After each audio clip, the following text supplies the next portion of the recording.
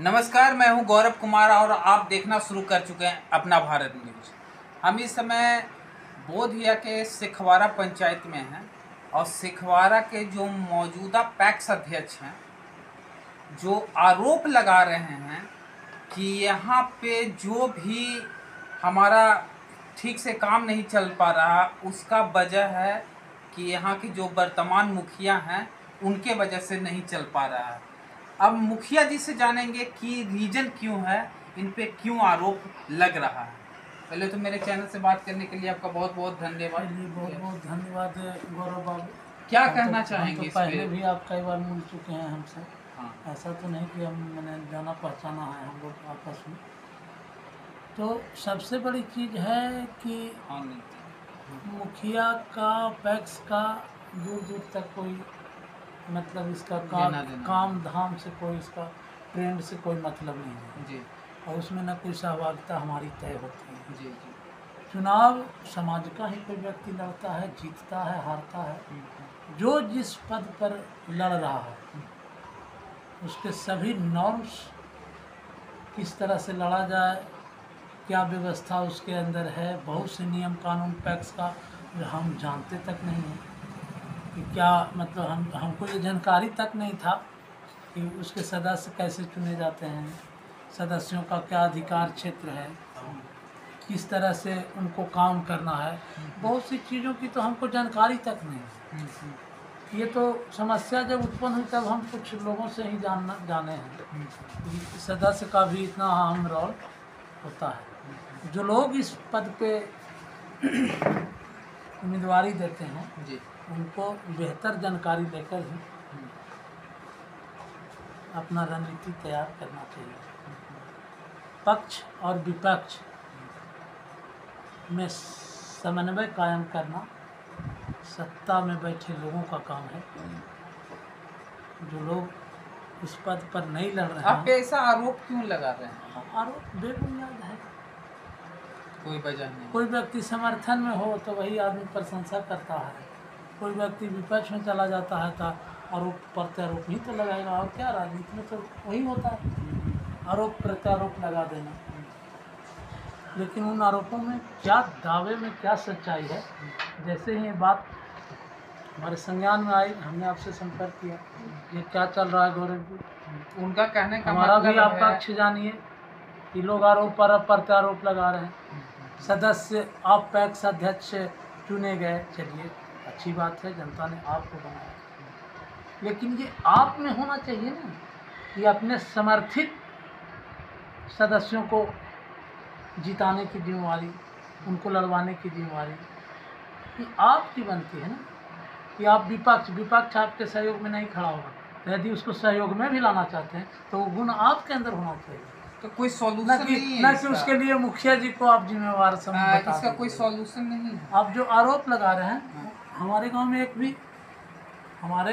एक भी उसके लिए सदस्य नॉमिनेट नहीं है, लेकिन जो आरोप लगा रहे हैं उन्हीं के गांव में 2 सदस्य हैं। आप उनसे जाके हमसे बेहतर वो बताएंगे कि आप उनका समर्थन क्यों नहीं कर रहे हैं।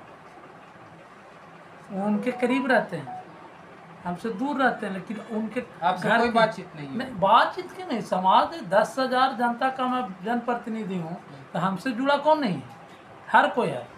लेकिन वो जो आरोप नाम लेके लगा रहे हैं इस तरह का, हाँ, तब उसकी गहन छानबीन करना आपका परम दायित्व बनता है कि उनके दावों में क्या सच्चाई है। मुखिया जी से मिलने आए, उसी तरह आप उनसे भी थोड़ा मिलिए, जानिए कि वो आखिर रिजाइन दिए तो क्यों दिए, उनके कैसे आघात, उनको कौन चोट पहुंचाया, या उनके साथ विश्वास कायम नहीं हो पा रहा है। हम तो जानते थे, सुनते हैं कि ऐसा भी नियम है कि अगर कोई पैसा एज ए लोन के रूप में उठाता है, अगर वो वहन नहीं करता, उसको भरपाई नहीं करता है, तो वैसी परिस्थिति में सदस्यों से भी वसूले जाने का प्रावधान है।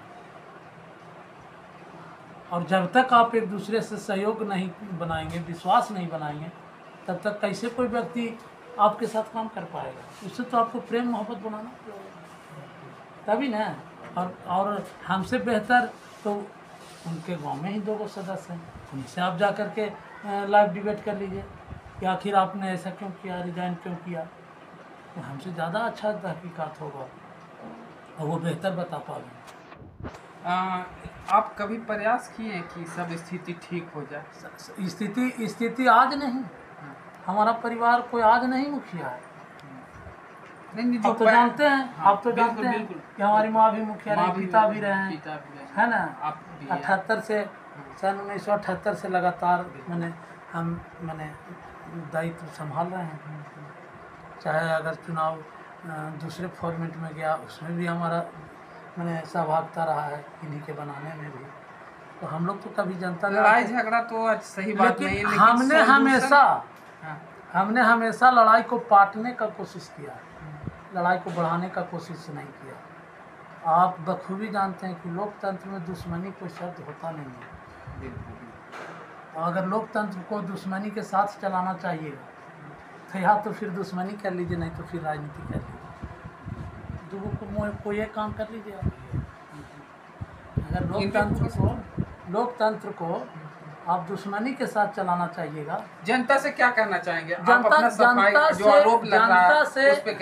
जनता से हम यही कहना चाहेंगे कि आप जिन्हें बनाया, जिनको आपने बनाया, आपको सवाल उनसे करना चाहिए।